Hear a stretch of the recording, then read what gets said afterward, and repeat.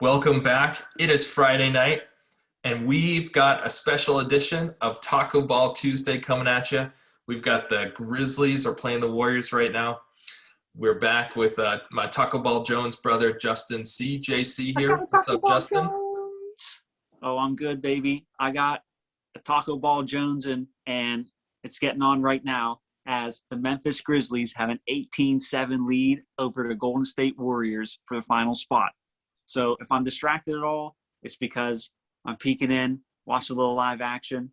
But in the meantime, we're going to be bringing you everything we think you need to know about the playoffs starting tomorrow afternoon, baby. That's right. That's right. It has been a wild week of a play-in tournament, and I still just can't get over how many games we have kicking off tomorrow. Games we've got going on tonight, like literally there's games happening all over the place. Yeah. So this is but with all due respect, okay, we need to give due credit to the king, because we are not worthy. Another unbelievable game winner. He just does it over and over and over again. And the doubters, you can keep doubting, but it ain't going to change reality, baby. Whew. Spoken like a true LeBron James fan right there. Cleveland, this is for you. I swear they should have lost that game, but that didn't happen.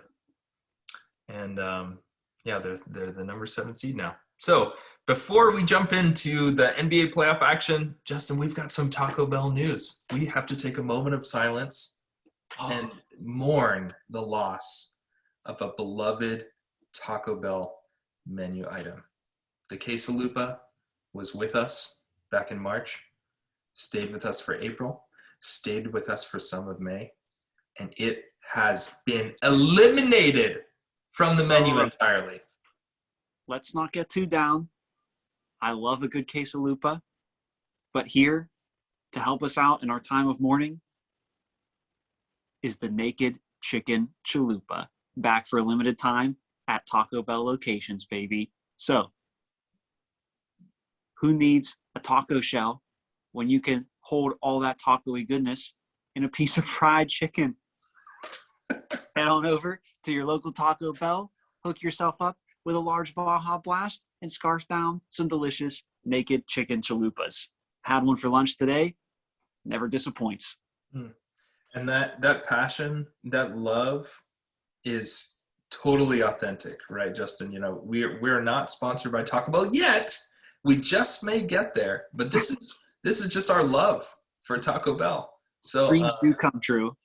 Yeah, maybe dreams do come true. Dreams will come true at some point. Taco Bell will start giving us a little bit more respect here, and who knows what will happen. So let's preview what's on the menu for tonight. We're going to primarily be talking through, now that we've got pretty much all of our seeds lined up for the first round of the playoffs, we're going to be taking you through all the different action and, really giving you a sneak peek into some of the key matchups, the storylines, the things to watch for these games that we have between the Eastern and the Western Conference series. So tell us a little bit, Justin, as we talk through these games. Sounds like we're going to be sticking with the same sauce ratings from last time. So unpack that a little bit more between the different tiers we have of sauces. All right, so we're going to be bringing you our sauce packet matchups once again. We started off with the mild sauce matchups. We hit your hot sauce, your fire sauce, and if anything tickles our fancy, maybe we get into a little Diablo sauce as well, but we'll see as we go. So when we're doing our sauce matchups, we're talking about star power. We're talking about storyline. We're talking about intrigue. How excited are you to watch these? All right. Drama. So we're going to we got to add drama to that too. Dude, plenty of drama. All right. So we'll keep an eye on that as the series progress, but we're going to be bringing you sort of our mild sauce matchups, what we think is sort of the lower tier. Doesn't exactly hold our interest too much, but there's always something good to be had. with an NBA matchup. Just like nothing wrong with going back to a little Old Faithful, hit a little mild sauce. So what's our first mild sauce matchup of 2021 playoffs? Yeah, let me throw the screen up here. Let's start with Utah. Let's start in the West and move our way to the East. So we've got the number 1 seeded Utah Jazz going up against tonight's winner, either the Grizz or the Warriors. So for me, this is a no-brainer for me. But Justin, I'll let you tell me more about how this landed in mild for you. So when you talk about star power, I think it's got some sense of star power if Golden State can come back here and win this in terms of Steph Curry. But the fact that Utah is missing Donovan Mitchell, and the fact that there's not really any type of grudge match or history between the possibilities here.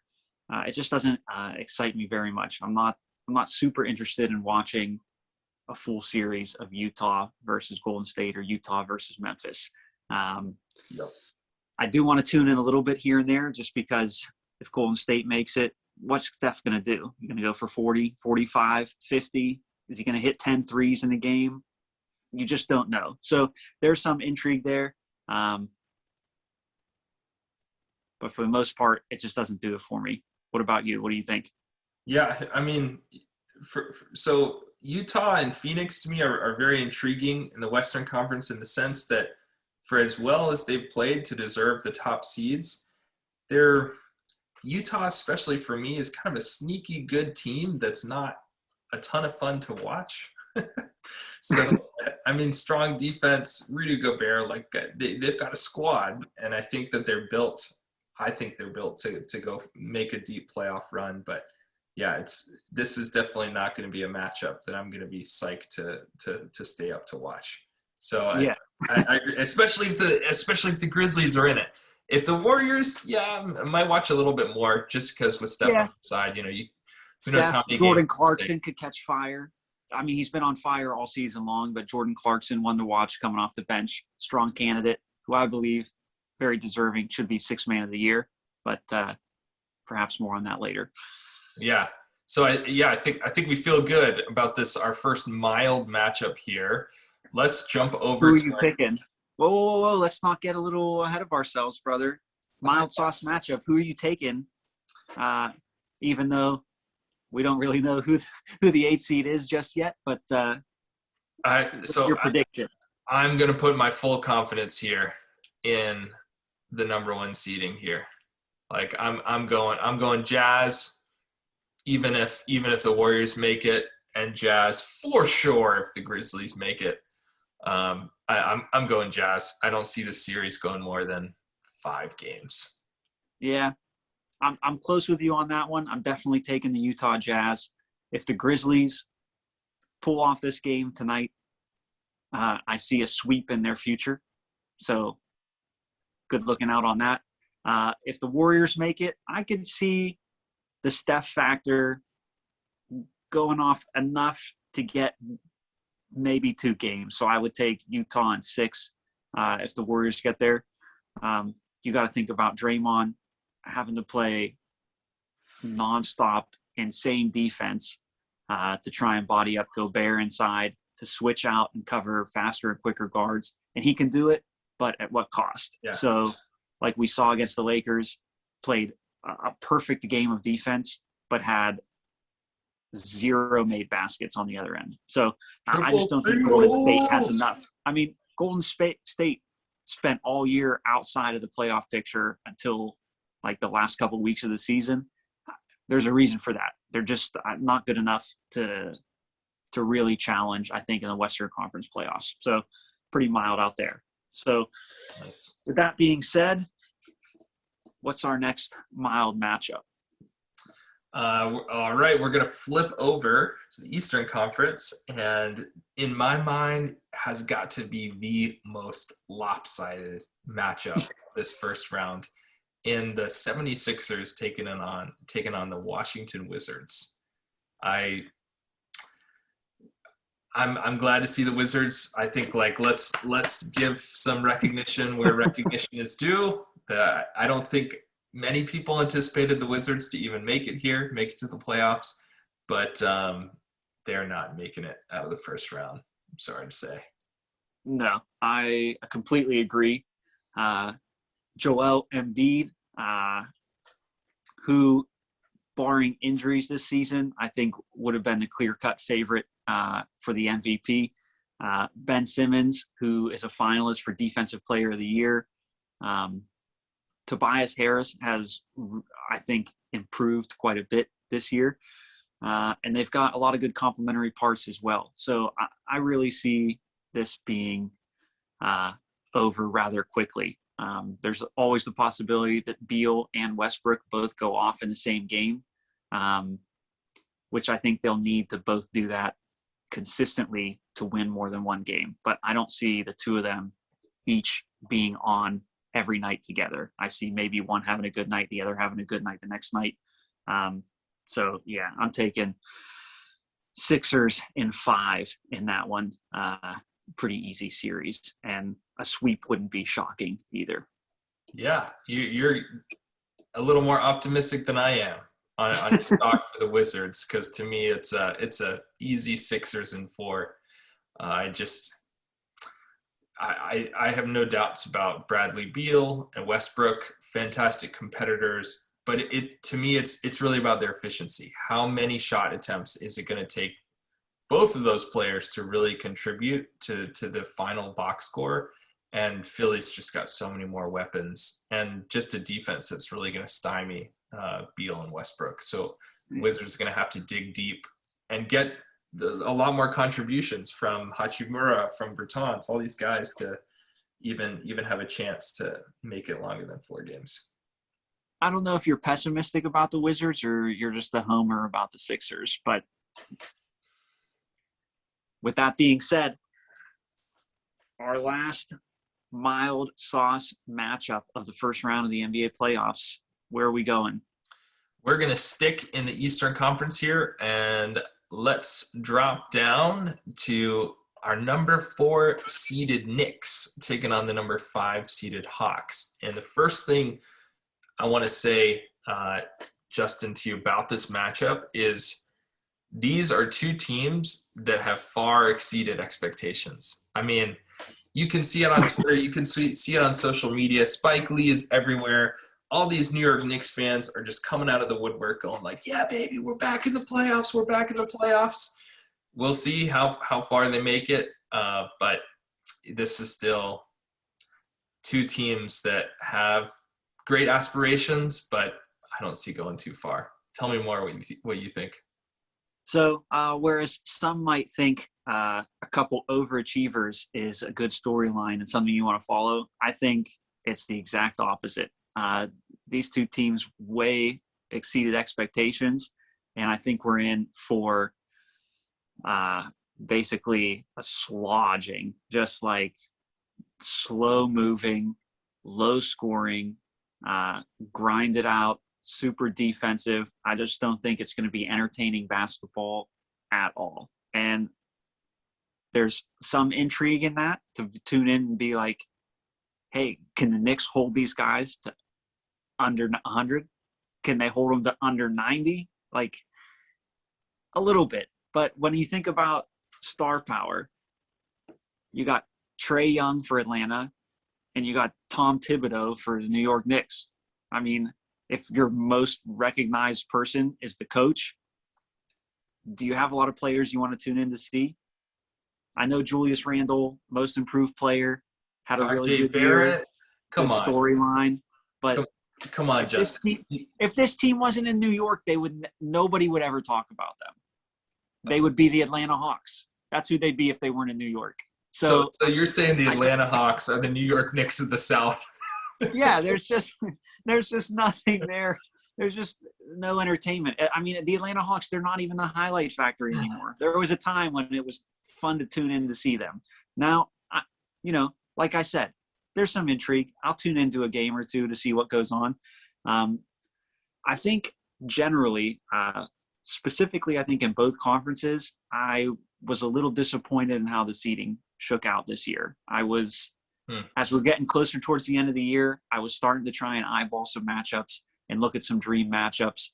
And the Knicks against, I don't know, the Nets in the first round, the New York series.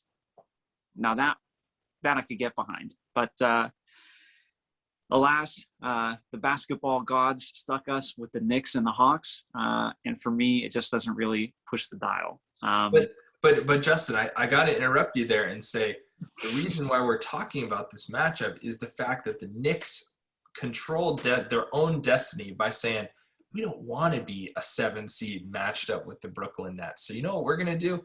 We're going to crush teams out there that we shouldn't. We're going to take care of the games that we should, things that the Knicks haven't been able to do in the past. So I think you're being a little bit harsh here on this Knicks squad.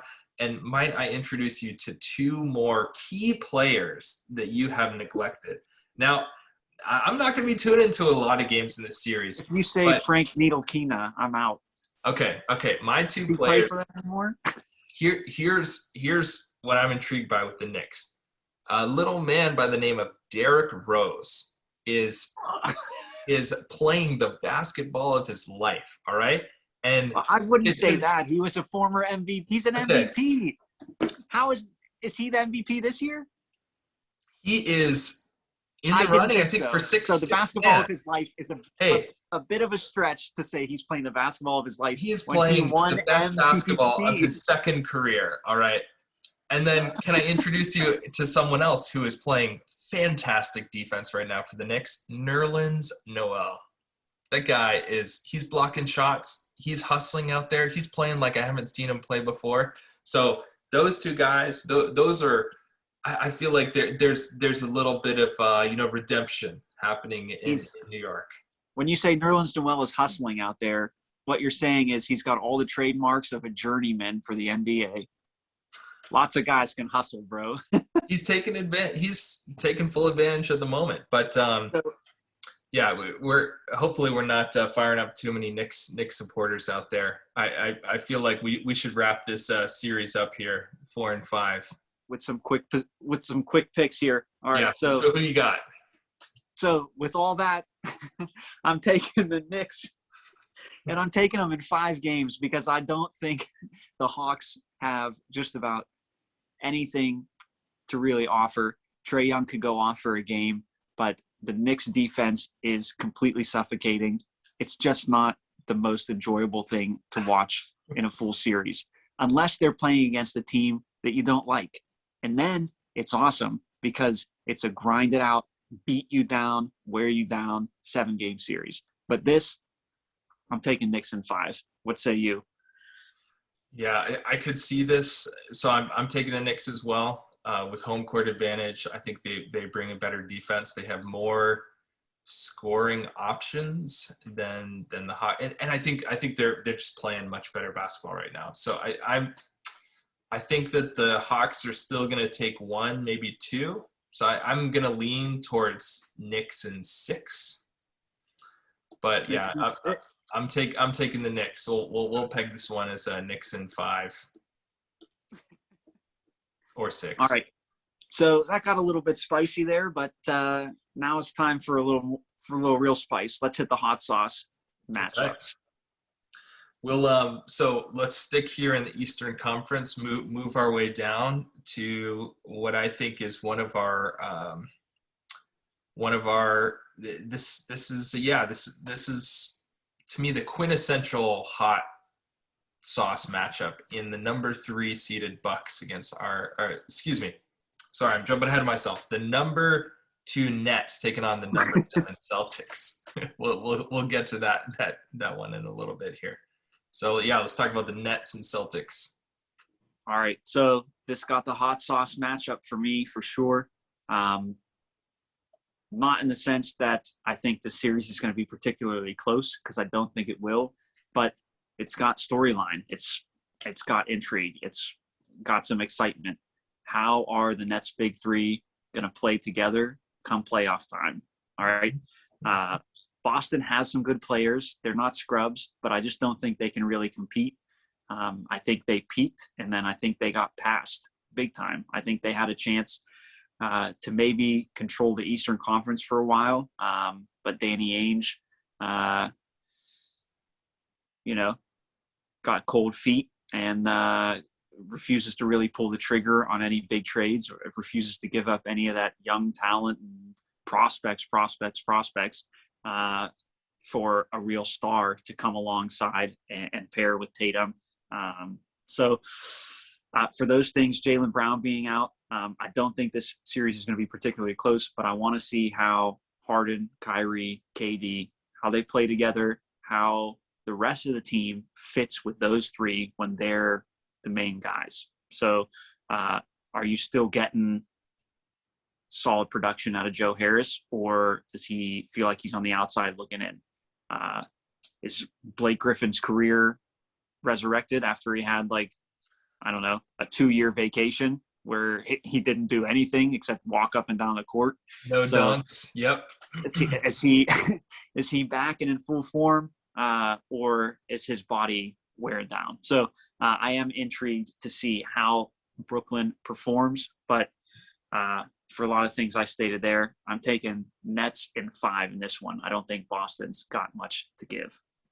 Yeah. What say you, Jogger? You captured it perfectly, in the sense that this matchup to me is really about what will we learn about the Nets in a little bit. I mean, like just what you mentioned, in their first playoff series together. And we know that Stevens is still going to throw a punch here or there. So the squad is, I think they're going to play much scrappier defense than what the Nets are going to be prepared for. But I don't see them lasting more than 5 games just against the depth of the Nets. You brought up the injuries piece, which is huge. So yeah, this to me is a no-brainer for the Nets. And also, it is really interesting to think about the trajectory of these franchises. So if you are a Celtics fan, you're looking at the squad going, how in the world did we end as a number 7 seed going into the Eastern Conference playoffs? Going into the season, I would have anticipated this team would be much higher. And then the Nets, to me, they were neck and neck for the number 1 seed. They had a little bit of a dip. I feel like maybe a month and a half or 2 months ago, when they were losing more games than they should have. So to me, this is 2 franchises that are headed in very different directions. As a matter of fact, you did pick them to end up a lot higher in our preseason predictions. You picked the Celtics to finish as the 2 seed in the East, and a massively disappointing, underwhelming season. And here I am looking at them, number 7 seed in the East, which I'm glad you dusted off our predictions there. You've got that notebook there. So yeah, let's gotta take notes on paper. Third time Zoom user, Justin Saldonia here. Can't do everything on the computer. So we're in agreement here. Brooklyn in 5. All right, Justin, where are we headed next in this bracket in terms of our second hot sauce matchup? Well, let's take a gander here.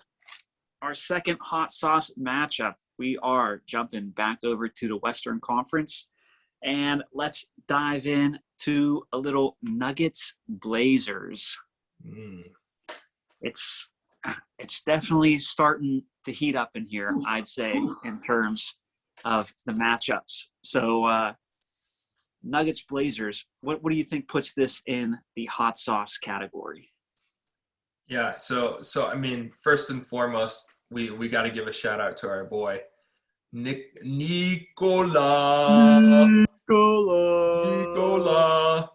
who is, in my opinion, the front runner for the MVP of the National Basketball Association. So it's got that intrigue. We've got the Joker carrying a very heavy load, which he did down the stretch for the Nuggets. I mean, he kept this team in the 3 seed and actually pretty close to the 2 seed at one point. So the Nuggets are playing well despite some injuries to Jamal Murray. Despite injuries, I think Will Barton is still out.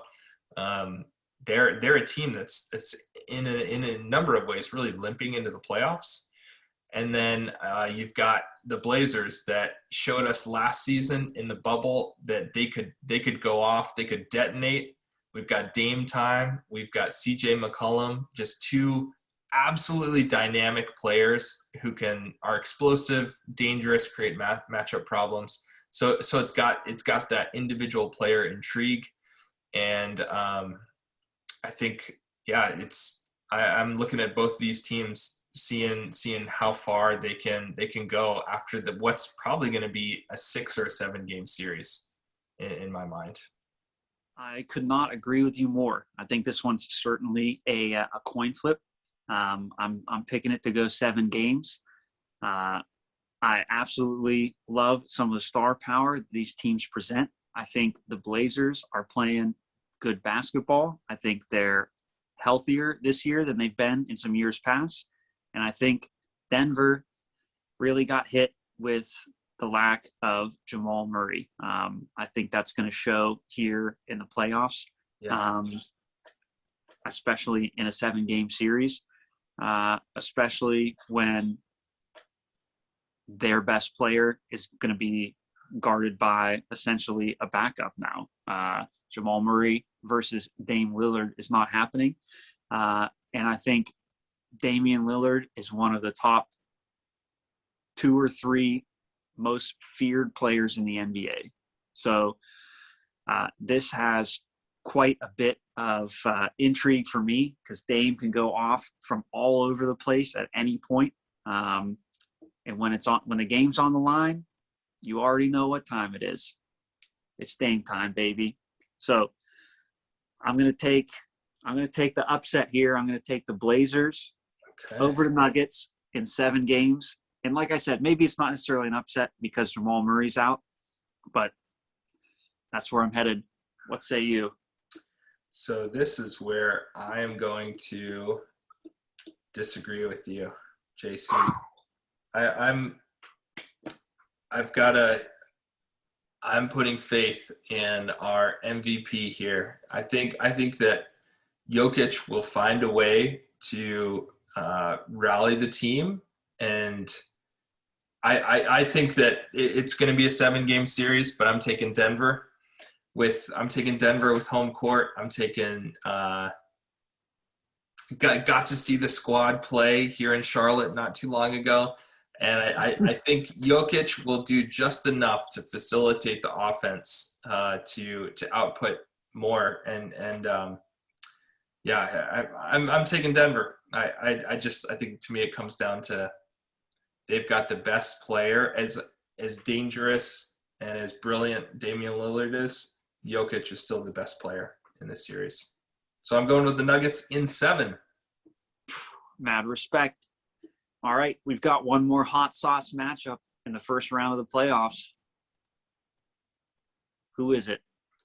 That would be hopping up here to our number 4 seeded Clippers taking on the number 5 seeded Mavericks. Now, is this one a coin flip for you, JC? Is this one going to be as tight as we're anticipating? Nuggets, I think Blazers? It's going to be tight, but I don't know necessarily if it's a coin flip, which is weird. So I think it's going 7 games, but I hesitate to say this, but I think it's going to go 7, but I don't feel as though the Mavs will necessarily be in it with a chance to win. And you're like, oh, well, if it goes 7, anything can happen in that game 7. I just feel like the Clippers are going to be able to get through this series. I think they have a bit more. I think Dallas sort of took a step back this year. I thought they were going to take a step forward. I think Luka played a little bit down, even though they've picked up the last couple months of the season, they definitely improved and started playing a lot better. I think they can take some games from the Clippers. I think some of those games will be close, but I think the games that the Clippers win won't necessarily be close. So I think Dallas really has to push it to win some games close down to the wire. I think Clippers come away with some easier victories, but I think it's going 7. I think the Clippers are going to hold on to it.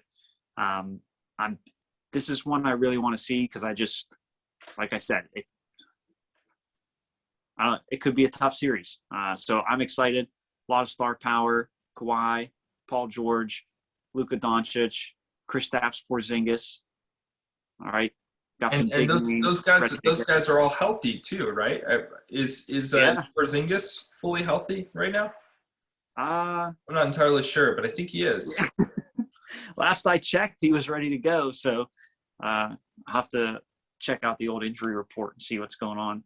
Yeah. So something you said there I really liked was the fact that I think the Mavs have definitely taken a step back after the way that they played last year in the bubble. I would have pegged them much higher than a 5 seed. But to me, they have shown that their low points have been lower and their high points haven't been as high, if that makes any sense. Like, their ceiling is not as high as I think it should be with talent like Luka, with talent like Porzingis and some of the other contributing guys. Whereas to me, when I look over on the other side of the court with this Clippers squad, they are playing with more of a chip on their shoulder. I think they're coming in feeling the lack of respect with this other team in LA. I think they're feeling a little bit of lack of respect being a 4 seed. And so I think the Clippers come in with better matchups, better ways to lock down the scores for Dallas. And I think the Clippers actually come into this hungrier and wanting to show really that they can go toe-to-toe with any of these teams in the West. I think since a lot of the big moves in the Eastern Conference and just a lot of the moves that LA made in the offseason, the narrative has largely shifted away from the Clippers and that they're still an incredibly dangerous team. So for those reasons, I'm taking the Clippers in this one. I would be surprised if this goes 7 games. So I'm taking the Clippers in 6. Spicy. It's the way I like it. All right, we've got 2 matchups left on the docket. Where are we heading for our first fire sauce matchup? Round 1, baby. So let's round things off in the Eastern Conference with is it getting hot in here? Is it just me with our first fire sauce matchup with the number 3 Milwaukee Bucks taking on the number 6 Miami Heat. This is I mentioned that drama piece earlier. This is where some of that drama comes in. A little ghosts, if you will, of playoff pasts for the Milwaukee Bucks here, trying to exercise some demons, and you got the Heat that are coming in. Jimmy Buckets is hot. ready to take down this Buck squad. So that's I gotta say I'm pretty hyped for this one. What are you hyped for? So this might be my most anticipated matchup here, which is weird because, as a massive LeBron fan, I would think that would be not allowed. all I care about is seeing the Laker games, which I do. But this one is just there's so much intrigue here. The way that the Heat just totally dispatched the Bucks last year in the bubble in the first round. You go, oh, well, Giannis got hurt.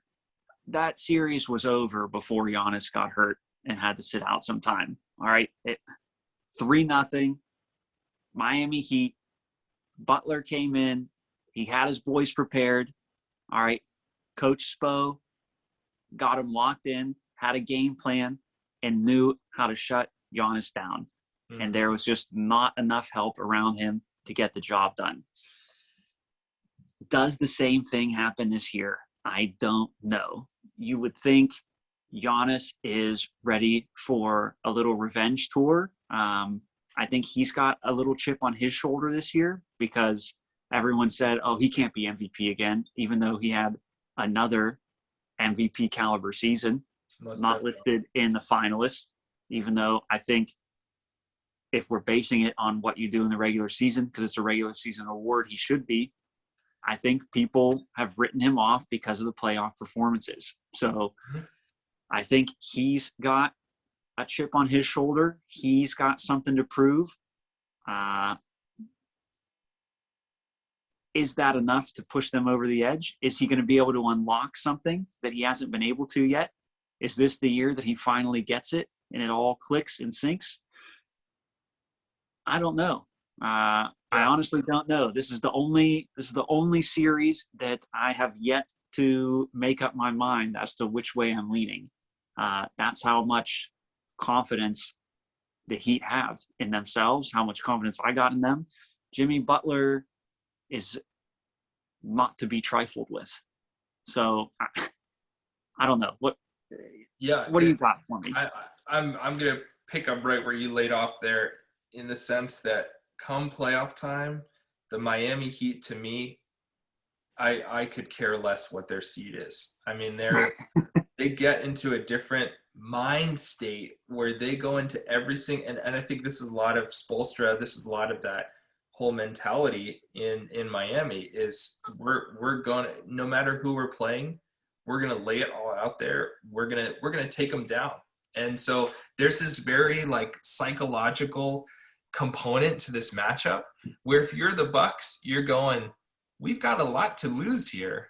And if you're the Heat, you're going, we've only got so much to gain with this matchup. So there's that's you hit the nail on the head with talking about the Giannis factor. There's going to be a lot of people watching this series to say, can Giannis translate that incredible raw talent, that skill, his individual numbers and contributions to sustaining this team over what's going to be just a kind of a bar fight, if you will. I mean, this is going to be a very physical series. And I think it's also worth mentioning that the Bucks do have some different matchups this year.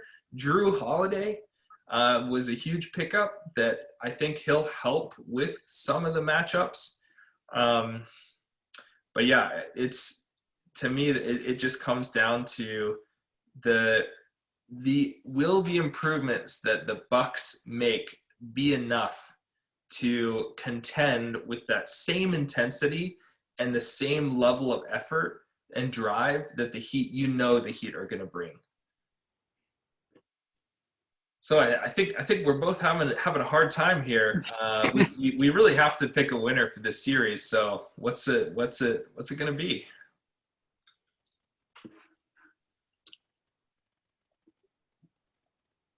I think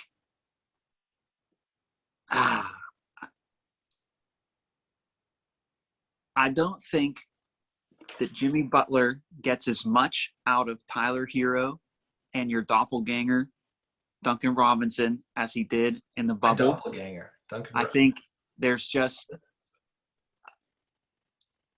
perhaps the lockdown focus mentality of being in the bubble really assisted them. I think maybe Butler doesn't get as much out of that. I think Giannis does play with that chip on his shoulder. I think he does find a way to unlock what's been holding them back, get some breakthrough, get a big series win here, all right, and really build a lot of confidence for this year's playoffs. So it's the last time I'm going to do it if they lose, all right? Fool me 6 times, shame on me. But I'm gonna pick Giannis and the Bucks.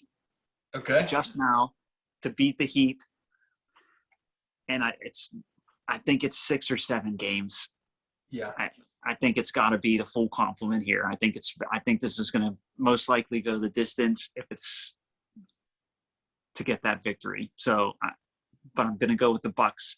And if they lose, I will never pick a Giannis team again. That's it. I'm done. You'll write him off for the rest of his career. He's done. He's done. He's had his opportunities and he's squandered them. So yeah, this was a game time decision for me, and I think some of those points you made, Justin, just tipped me over in the direction in favor of the Bucks as well. Something that I'm thinking about right now is the fact that that bubble component, that bubble dynamic that you brought up, and with this series starting in Milwaukee, I think they will get the first 2 wins. I think they'll start off with more confidence than where they started last year, be able to build on and learn from some of the kind of mistakes that they made last year in that series. So I'm with you. I feel a little bit better about this now. My heart still wants to say go with the Heat, but my head says Bucks in 7. All right, Bucks in 7 it is, which leaves us one final fire sauce matchup for the first round. And it's your most intriguing matchup. It's my most intriguing player, LeBron James, Los Angeles Lakers, entering in as the 7th seed against a far improved team in the number 2 seed, Phoenix Suns. Chris Paul, Devin Booker, DeAndre Ayton, Michael Bridges, Jay Crowder. Let's go. Let's go, baby. Fire. Woo. Oh, yeah. This is almost Diablo. It's almost Diablo, but not there yet. This has got to be the quintessential fire series. We've got on one side, we've got a hungry, we've got a unconsidered squad of young dogs that are ready to just bite at the throat of our contending and defending champions in the Los Angeles Lakers. There's so many questions to me within this series that are going to be answered with the winner coming out of it. For me, the Suns, I mean, I don't know anyone personally that would have pegged them as a number 2 seed. I don't know anyone that would have pegged the Lakers as a number 7 seed. So just the fact that we have this matchup in the first round is incredible. I like seeing this young squad in the Suns. The fact that we have a number of key starters for the Suns, that this will be their first ever playoff game matched up with Chris Paul. You know, this guy who he's been there. He's been on the stage for the biggest moments and just has never found a way to get into that final moment or to win a championship. So I love that dynamic for the Suns. I love what the Suns being a top 10 defensive and offensive team. They bring it on both sides of the floor. But again, who are they going up against? They're going up against veterans. They're going up against experience. What's your reward for just supremely overachieving, being one of the best teams in the league, being great on the offense, great on the defense, being hungry, just being like ready to take a bite out of somebody, and then you're like first round, defending champs, all back, LeBron, AD, Drummond, Schroeder, KCP. They're just going to Kuzma. One thing that we have yet to discuss, we didn't talk about it prior to now, is that another big storyline, and maybe it's not that big, but something I'm certainly looking forward to seeing play out, is teammates just last season on the same type of team, up and coming, hungry, young. Everybody counted us out. Oklahoma City Thunder, Chris Paul, Dennis Schroeder. They're going to be matched up against each other as the starting point guards, going at it.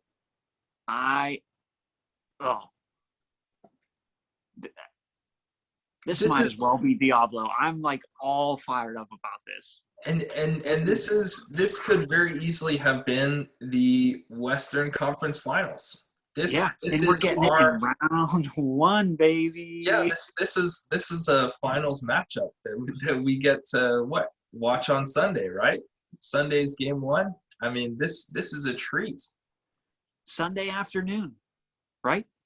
Yeah, we'll take a look. 3 o'clock.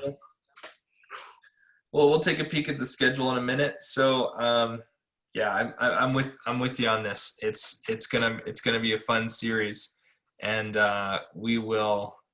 I mean, if you're Phoenix, you're going. We can't beat ourselves up for being matched up. Like, we couldn't control the seeding here.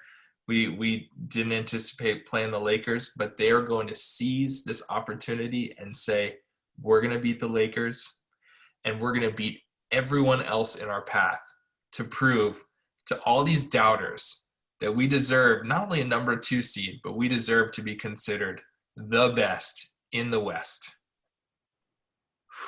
And anything else that you're going to be watching in the series before we make some predictions here? All I know is that this series ain't for the faint of taste buds, because this is a spicy matchup, baby. This is